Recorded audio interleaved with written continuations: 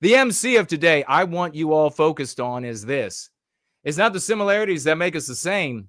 It is the differences that make us different. It is not the similarities that make us the same. I have used this meme curative over the course of my life to powerful results, thousands of victories. I have shut down entire classrooms objecting to me.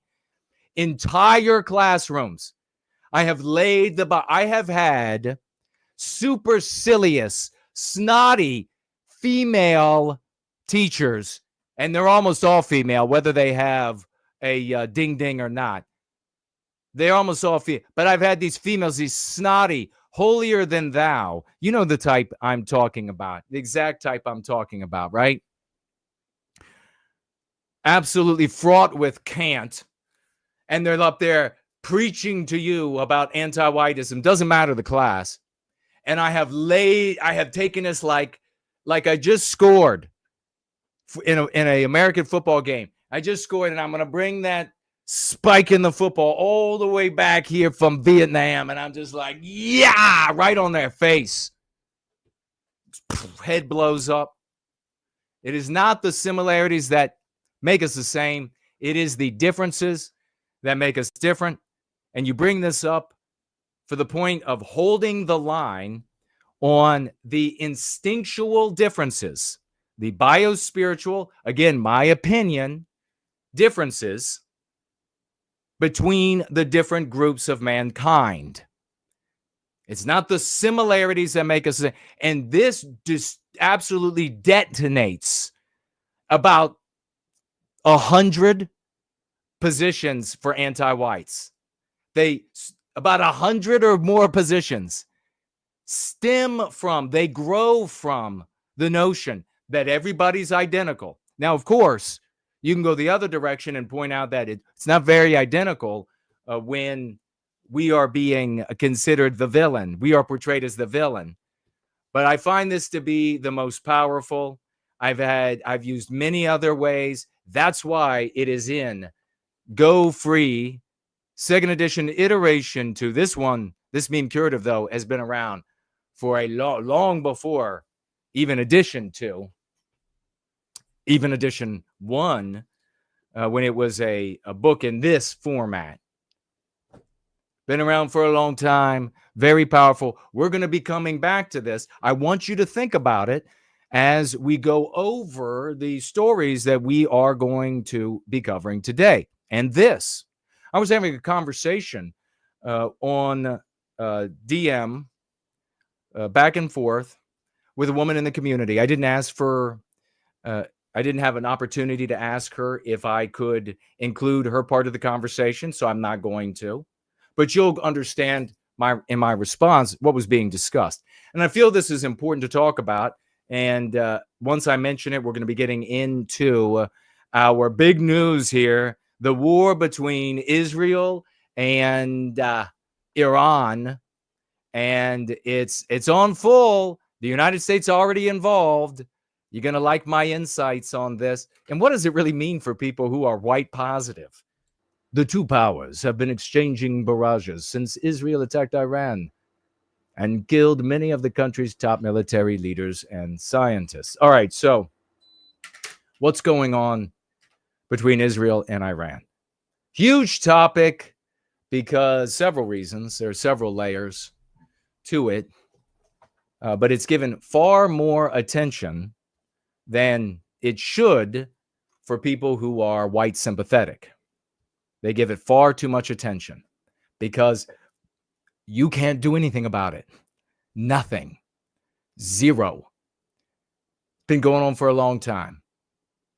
So just the other day, Friday, Israel flew into Iran and hit numerous targets. But before they flew in with U.S. equipment, high-tech, probably even our stealth equipment, I wouldn't doubt at all that Israel has been given the F-117 or the Spirit. I wouldn't doubt it.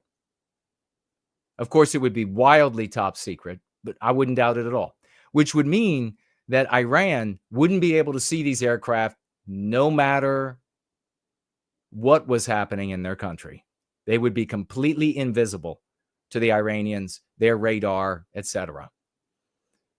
But before the planes, hundreds, began dropping bombs all over Iran, the Israelis launched a cyber attack, which undermined the chain of command in Iran, undermined their radar facilities, maybe all of them. Who knows? Another thing that's important to mention here, if we're going to be adults, if we're actually going to concern ourselves with ending our victimization, we need to appreciate that every bit of information that comes to us in the United States is filtered for the United States population. Every bit that reaches Canada is filtered for the Canadian population. Every bit that reaches Iran is filtered for the Iranian population. Every bit that reaches Russia or Thailand or Niger or go around the globe is filtered by their authorities for their population. What's the purpose of filtering it? To maintain the power of those who are in power. Maybe to increase the power of those who are in power. So there is nowhere on the internet or in the world where you're going to be able to access information about this conflict that hasn't been, to some degree, sanitized, manipulated, etc., for different audiences. I know that there are a lot of content creators on YouTube that make a lot of money off of their audiences, merchants on the right, that love to say, I have the inside information because we are looking at the news in, name a country, name some obscure Laos. And since we have their news, we know what's really going on. Hogwash. You're getting what's sanitized for that population. So, having said that, there are stories that the Israelis hit them with a cyber attack first, and immediately after the cyber attack, hit them with a quadcopter attack. I know the word drone gets thrown around a lot, but many people, when they think of drones, they think of the very large aerial vehicles, like the kind that Iran has been flying toward Israel. These were ostensibly quadcopters with explosives on them. I find it a little bit hard to believe that they assembled inside the country of Iran the large actual drone vehicles. But Israel is acting like this was some kind of a huge accomplishment. Actually, not very difficult, especially in a country like the United States, to get into the country and then to smuggle pieces in, find a remote area, assemble those pieces, and then at some point in the future, launch an attack from within the country. More than anything, unless the targeting is right, it's demoralizing and frightening to be attacked from inside of your own country. But the Israelis, according to them, according to Iran and others, that attack was more successful than just demoralizing the Iranians, because Mossad, the Secret Service, equivalent of CIA in Israel, has compromised and has many assets, many assets running around in Iran. A great many. I mean, they continue. It's just like every 10 months or so, they carry out something else in Iran that wouldn't be possible without the use of many assets, many traitors inside of Iran. Who are these people? Maybe homosexuals. Maybe, I don't know what they have in the form of lodges. I don't know about the different factions between the different flavors of Islam, even within Iran. People who want to or aspiring to being in charge. There are probably some divisions there as well that they could exploit. Obviously, the Iranians are not doing a good enough job at finding and punishing the people who they catch who are in the employ or cahoots with Mossad. They're not doing a very good job.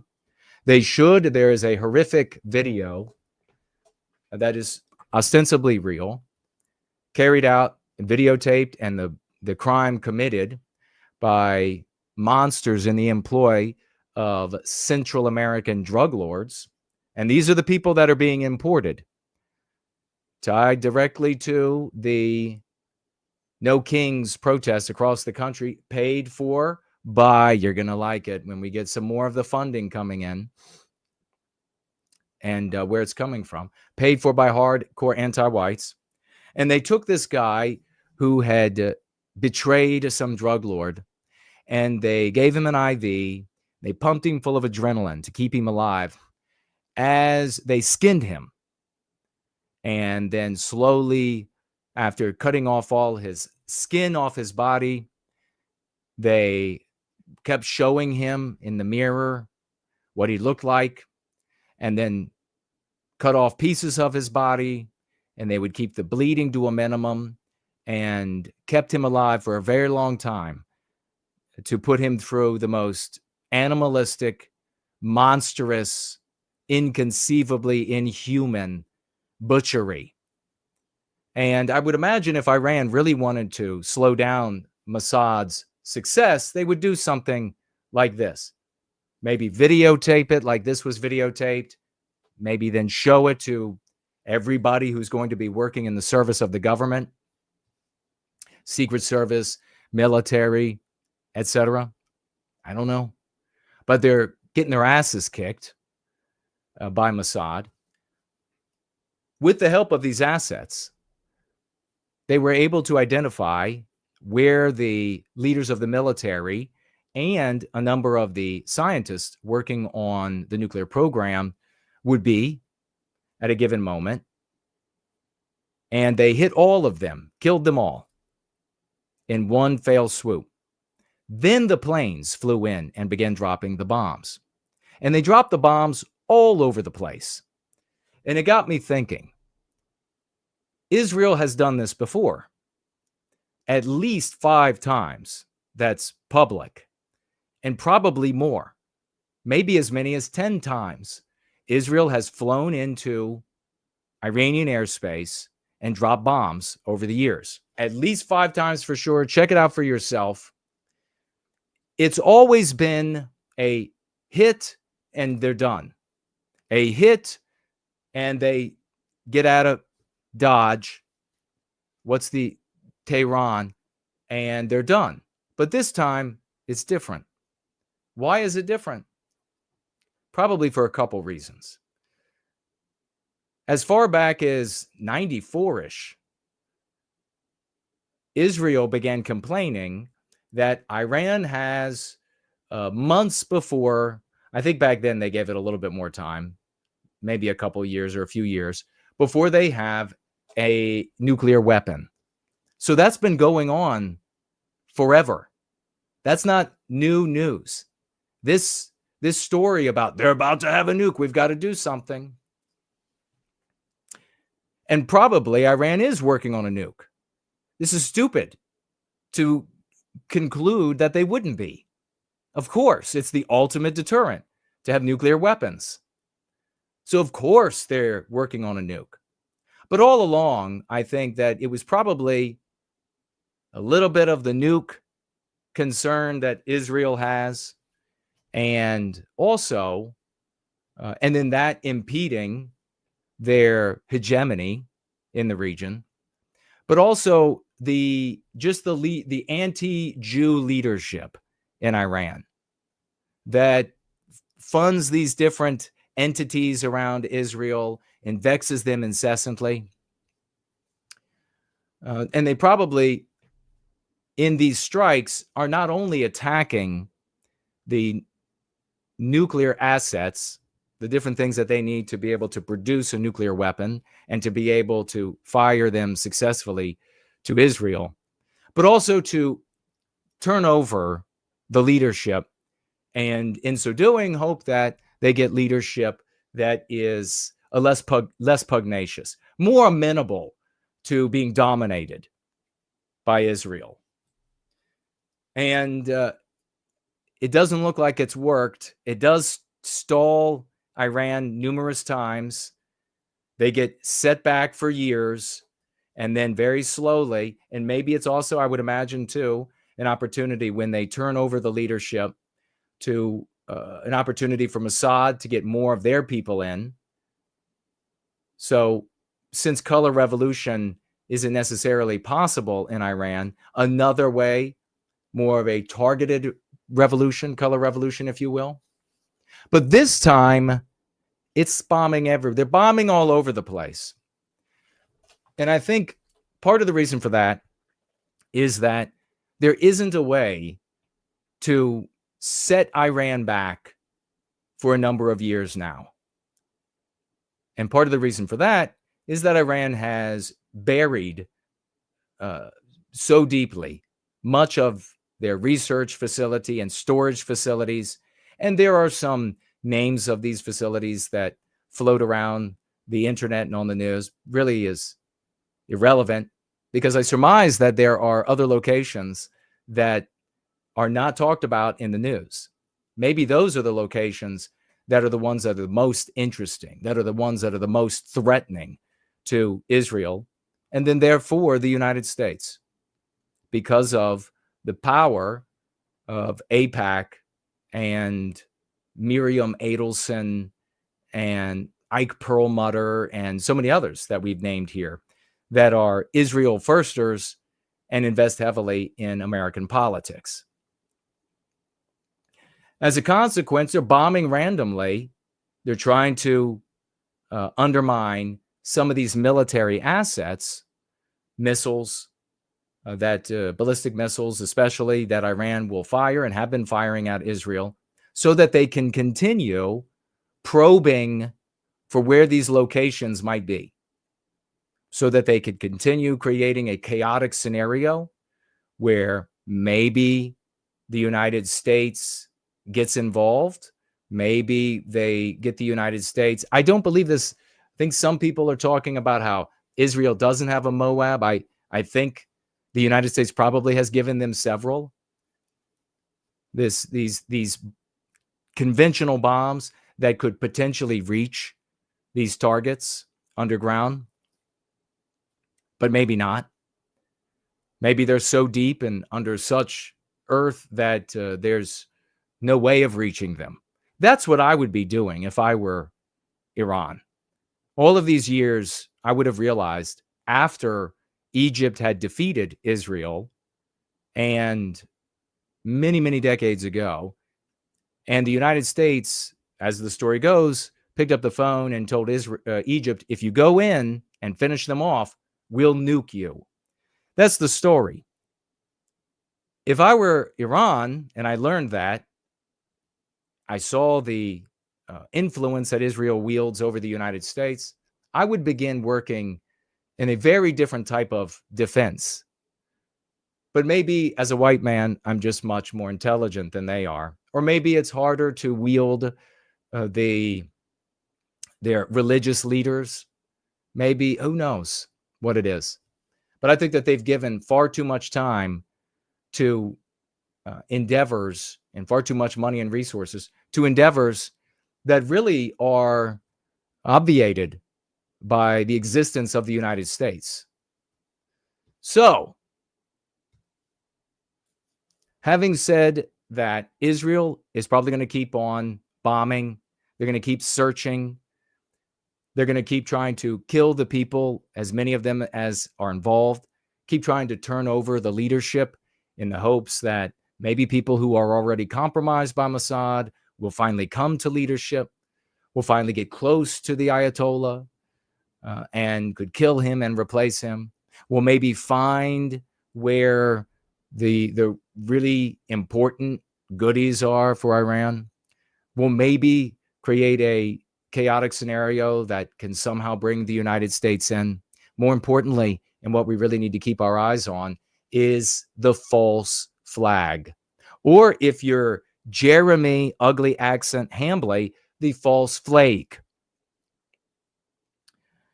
The false flag, I think, is pretty likely.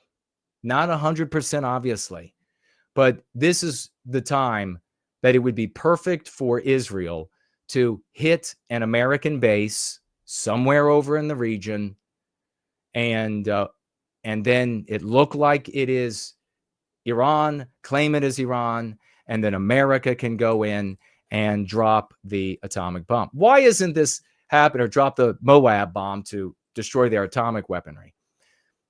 Why is this happening this way at all? Because Donald Trump doesn't want war. You remember very popular content creators told their audiences that he opposed Donald Trump's presidency because he was going to be the easily wielded tool by Israel. And he would go right into war for Israel. It would be and he told the audience again and again and again, can disavow it all he wants, but that's what it was. Donald Trump, as we said here, doesn't want war. And I think what we're seeing with Donald Trump is the acknowledgement that he can't convince Israel to not go to war in Iran. So he's got no power to do that. He's under supreme pressure by the Ike Perlmutters and Adelsons and et cetera over here and so many others. And he's trying to walk a line between the two, saying, I'll get a deal. He sees Israel hitting Iran. He tells Iran, hey, they've got all of our weapons. You're not going to be able to win this. Also, America is not going to let Israel get obliterated. So you can't win, Iran. Make a deal. Make a deal with us. We will get rid of your nuclear material. We will get rid of the facilities, and the attacks will stop. The war will be over. Other than that, Trump has no power over this. I know that Netanyahu, the psycho, has come out and said Trump knew the whole time and he was part of the ruse. That's Bravo Sierra. Somebody at the White House saying that they knew well in advance or something might be true, but probably true to some degree. But it would behoove the administration to not be in the dark per or relative to the population in the United States. Because if things are happening that the administration is in the dark about, then the media, the Democrats can all claim numerous things: ineptitude, broken relationships, don't vote for these Republicans because we're being excluded from the world, on and on.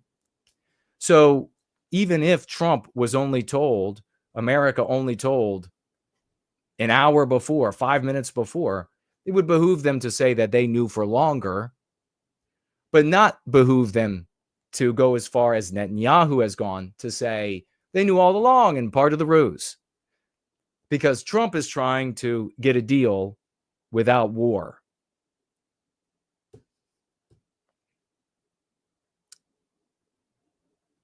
Iran fired their missiles back. There are several missile defense systems in Israel, one of them created by the Israelis with American tech, the rest of them given to Israel by the United States, as I understand it. Israel and the United States shooting down actual drones and missiles coming in. Some of them have gotten through. Some continue to get through. Iran ostensibly said that if you stop the bombing, we'll stop shooting the missiles. Israel's not going to do that, I don't think. Not anytime soon. Not unless something significantly changes. They begin running out of their stockpiles of the type of anti-missile batteries that they use for the ballistic missiles, or those systems begin to break down from the frequency of use. Maybe then, because more missiles would get through. I don't know. Maybe they will count on America to shoot down all the missiles, and there'll be supreme pressure for America to shoot down these missiles. But there's a lot of conversation about getting involved offensively or defensively, and what is involved. America is involved in the war because it is aiding Israel defensively. We don't know if America is providing any data to Israel for the bombing runs or anything. Well, everybody can clearly see is that America is defending Israel. By defending Israel, that enables Israel to do things that Israel otherwise would not be able to do, like carry out these attacks. Israel would not be able to do this for any length of time if there wasn't assistance from the United States to shoot down incoming missiles and an assurance that the United States would go to war on behalf of Israel if it were properly invaded. So the U.S. is involved. Why is it involved? Because this group of people has a percentage of their population that works for individual well-being by way of group well-being. That is the definition of peoplehood. That is the behavior that we have to emulate, because that behavior is power. You can lament it, and so many do. They sit around all day lamenting that they're able to do this or they're able to do that, and they get their way with this. And ultimately, these people are no more than a shadow that follows this group around. They follow them around and they badmouth them. And like a shadow, they have no substance. They can't do anything back other than badmouth them, and it's mostly in private. It's mostly in secret. So it does no good. If we as the white race want to control our destiny in our countries, if we want to control our destiny relative to the conflict between Israel and Iran and Israel and all of its other neighbors, we have to become a people. And we teach you the tools for that. That's what we do here in service to white well-being. A people is individual well-being by way of group well-being. That requires supreme focus on ourselves and our injuries, and then coming to the defense, just like some Jews behave. Look at Bill Ackman, the billionaire, one of many Jews who didn't go to Columbia, who doesn't know any Jews at Columbia University, and yet went after Columbia University with his wealth, with his influence, with his fortune, because a couple of Jews there got badmouthed, because a couple of Jews there got slandered, because a couple of Jews there were a little bit intimidated by people who are pro-Palestinian. That's how we have to behave. We have to engender that mindset in our people. Only then can we influence scenarios like this. You can talk about it all day long. You can read off the litany of crimes, the doom dissecting that you believe that all Jews are responsible for throughout all of history, and it's not going to change a damn thing. It's not going to accomplish anything, as it never has.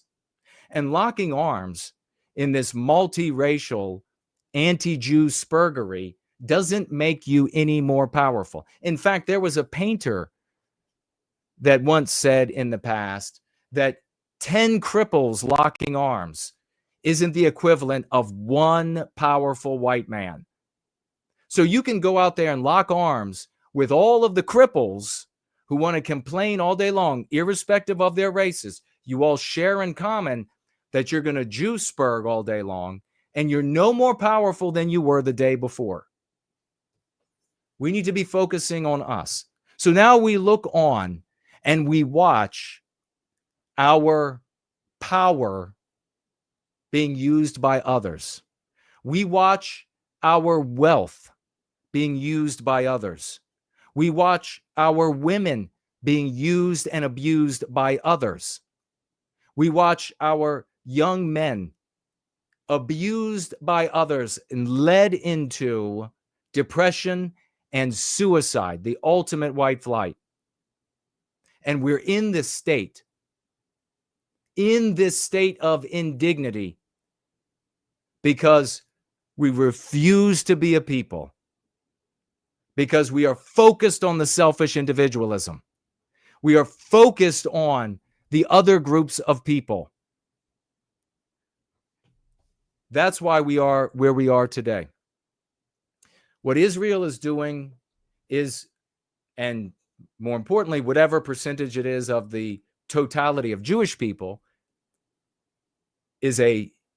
results in power. And it is noble. And it is something that we can do better than they do. And I submit it would take even a smaller percentage of our race to achieve greater outcomes. Just look, for example, that you have Israel and Jews. I mean, all the way back, think of Nixon talking about Jews in America, defending them, and how it's logical that they would conclude that Israel and America are the same thing. Talk about sophistry. For the benefit of Israel. All the way back then.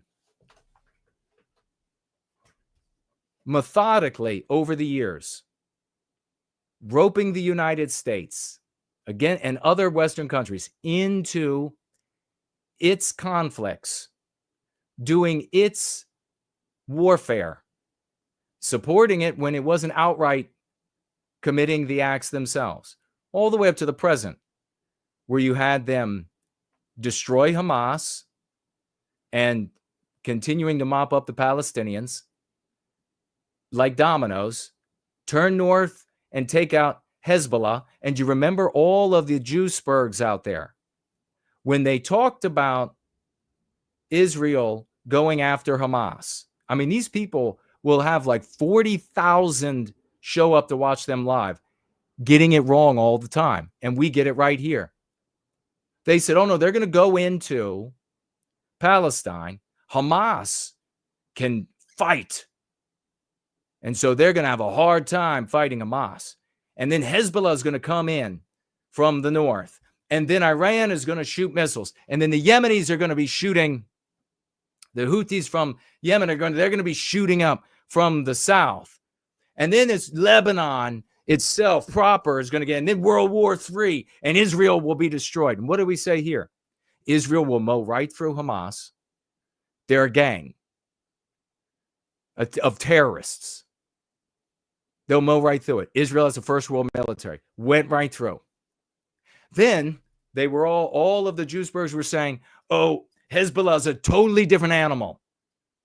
They're a real army. Largest of its type on planet Earth. They'll just march right down. And we said what? They'll go right through them. They would mow right through them, and that's exactly what they did. Obliterated them. Israel has a first world military. This is a third world guerrilla military in Hezbollah with terrorists. And I know the Jewsburgs, the anti-Jewsburgs, get all emotional about that because their life is centered on Jews. And so anybody that is a victim of Israel or a victim of Jews or whatever it is, they immediately identify and side with. The center of my world is the white race, the biospirit of the West. That's the center of my world. So I can look at these things clearly and get it right every time without stringing people along for their donations and the popularity. Just give you the truth. So they obliterated them. Then they chopped off, like they did before, exactly like I said they would, southern Lebanon. Then they deposed Assad in Syria with the blink of an eye. and he's gone. All the while, knocking down missiles from the Houthis and using the U.S. to come in there. Talk about geopolitics. Having the shipping lane knocked out, encouraging that, playing the United States so that the United States would go in there and attack the Houthis endlessly, obliterated all of these people, and the allies of Iran in Iraq, and then we're able to turn toward Iran, and that's where we are today. We could behave this way too. But you're going to have to stop centering Jews.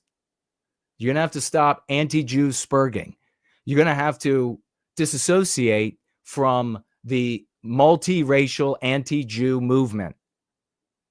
You're never going to succeed. Just look at the generations of nothing produced from that. The article here. So, I guess I'll just mention from the article that it shows everything that I was talking about. It shows you all of the leaders that were assassinated and the people who replaced them. So lots of replacements, obviously. Scientists that were killed. It talks about the different locations that were hit. What does this mean for us who are white positive? Not nearly as much as it means for conservatives. Isn't it amazing that the two other paths are the cucks and the schmucks? So the anti-non-white people, and then the cucks who will never admit that there's anything anti-white out there, even when it's happening right in front of their faces, because they're such cowards. So the two other groups are concerning themselves 24/7 with Israel. Isn't that fascinating? We're the only people here who are focused on whites, Western kind. So what does it mean for us? Just like every other piece of news, if this comes up, we use it as a catalyst to introduce the concepts, to introduce the arguments that put our interlocutors in our story, where we are the winners, where we are the victors, where we become a people again, and then can behave like this, working together, instead of being forced to watch the fruits of our intelligence, our labor, our industry, our tenacity, the fruits of all of that being exploited and used by others for their benefit, for their enrichment, for their sexual gratification. If you want to put an end to it, this is the only way to go.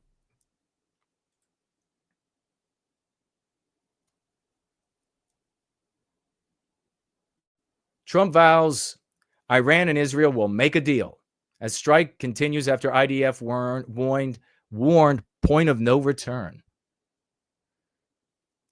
President Trump predicted that both Iran and Israel will make a deal, even as the conflict escalated Sunday, with the Jewish state hitting Iran with airstrikes and multiple explosions outside government offices in Tehran.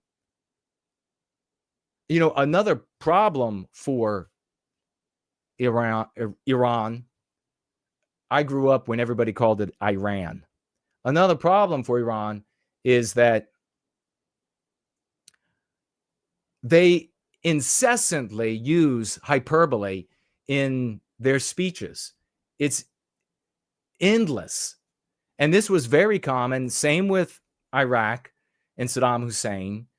They could be talking about a poll tax. They could be talking about a speed limit. I'm not joking. And they will go into the streets will flow with the blood of, and you're like, what? It just seems like their culture. It's what they do. If I were over there advising them, I would say, knock it off with the endless threats against this little shit country over here that has the 100% support of the superpower, the sole superpower on planet Earth. What are you doing? We don't have the weapons to be nowhere close to be offensive. We can't even be defensive. What are you doing? Shut up. But they can't stop themselves. Now, what is the lesson? Do you see why I bothered to share that? Because I'm never going to be in Iran giving them advice. So why am I talking about it? It's for us. Why did I share that? Who could you very easily take Iran out of that equation and plug in white guy with? You can't harm Jews. You can't, I mean, obviously, if you're some kind of a psycho and you're going to go murder some innocent Jewish person, I'm not talking about that. You are not going to be able to prevent Jews from the wealth that they've accumulated. You're not going to be able to divest them of wealth or power. You're not going to be able, on and on and on. You're not going to do any of that. You've got no way to do any of that. Not only that, but you've got no way to defend yourself against them if they decide, as a group, the percentage that acts as a group, if they decide to come after you. No way to defend yourself against that power. And yet, you're going to sit around like a siren on your head and say, here I am. I will do anything I can to hurt you. And here I am. Come get me when you feel the need. The same stupidity that we watch year after year in Iran is exhibited by the white content creators and org leaders across the West.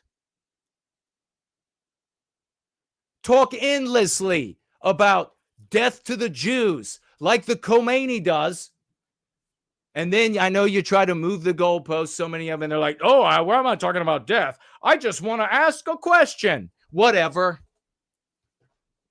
You just want to ask negative questions. All right. Keep talking like that when you have no power to do anything to them and you have no power to defend yourself against them. How much intelligence does this take?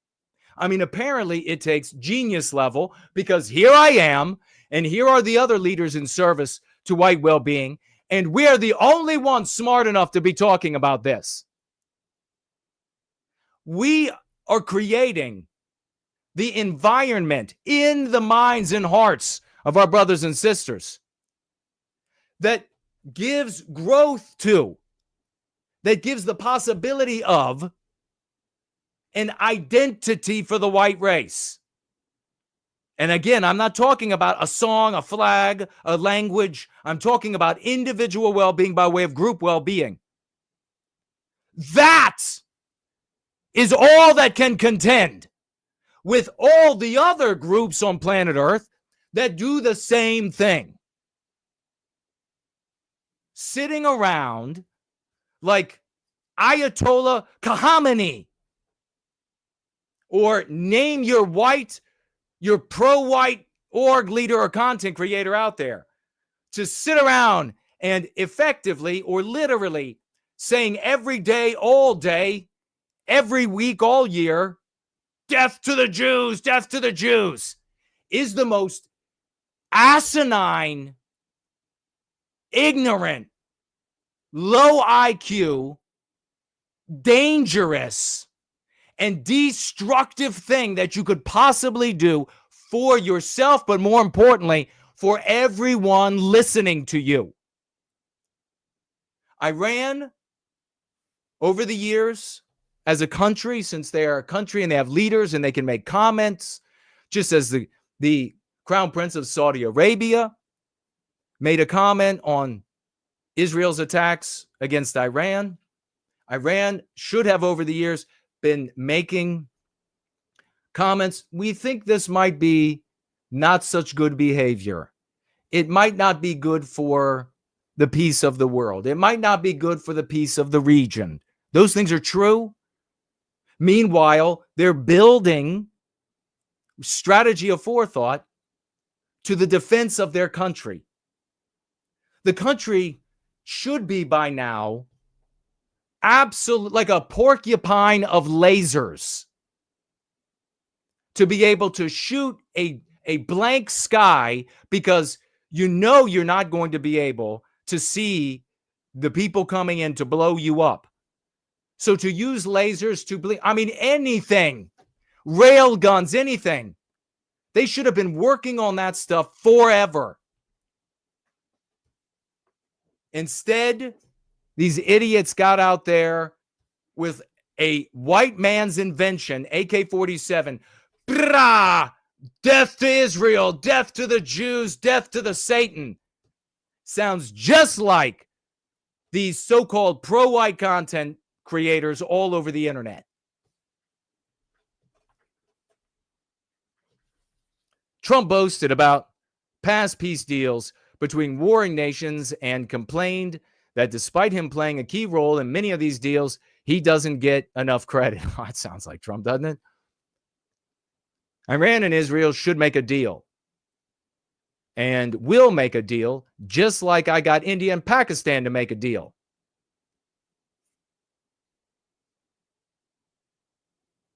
He wrote on Truth Social. The battle between Israel and Iran continued unabated on Sunday. As Trump made his post, Iran blamed Israel for 5 car bombs that detonated near government buildings. I mean, can you believe this? If my country was this deeply infiltrated by another country, I would not be. The Israel Air Force also conducted the longest range strike of the operation. Is the stream working all right? Air Force also conducted the longest range strike of the operation, hitting an Iranian fueling tanker aircraft at the airport located 1,400 miles from Israel. The IAF is operating to establish aerial superiority over Iranian airspace, which they obviously have. This marks the longest range strike conducted since the beginning of Operation Rising Lion. Gay. Totally Claudine gay. The Israeli military touted on X. Israeli Defense Forces international spokesperson, some name like that, also seemingly poured cold water on the chances of any expeditious resolution to the simmering conflict with Iran. And why is that? I gotta also say how much I hate Netanyahu generally, I think. But him going around doing all of these interviews in print and media and video, talking about how Iran tried 2 times to assassinate Donald Trump, is somebody should tell him to shut his mouth. Neither one of those were Iran backed. He is making an appeal to a great many older white people who are dumb. They got money. They're using it for their leisure. They can put pressure on their politicians to go and support Israel. That's what it was Iran that tried to have him killed? They're too old and dumb. Not all old people are dumb, but these ones that Netanyahu is targeting are. So somebody needs to call him out on it. He keeps saying it, and it's for the obvious reason of motivating these Zio-Christian senescent blobs who are, you go every vacation spot you go to, they're everywhere. These white Zio-Christian senescent crepitant blobs. That's who he's appealing to, because he knows that they'll put pressure on the government of the U.S. to go to war for Israel. So bottom line is, Israel not unlike the past, when Israel could hit a specific target and set back a weapons program in Iran, many years, as all of it would have to be repaired. They're not able to do that anymore. So they continue to probe, and they're going to continue to probe.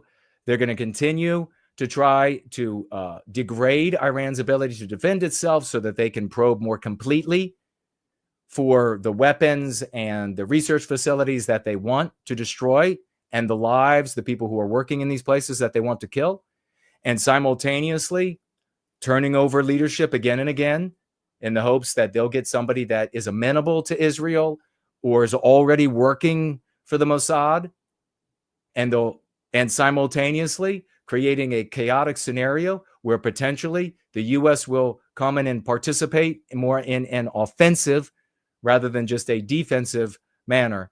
So it's not going to be ending anytime soon. As far as I'm concerned, the only relevance for us is that if it comes up, we can talk about white well-being and turn the focus back to us. That's it. No more needs to be shared here. No more talk about the history of Israel and Jews and the history of Iran and Iranians and all of that. It's totally irrelevant. We have a problem directly in front of us.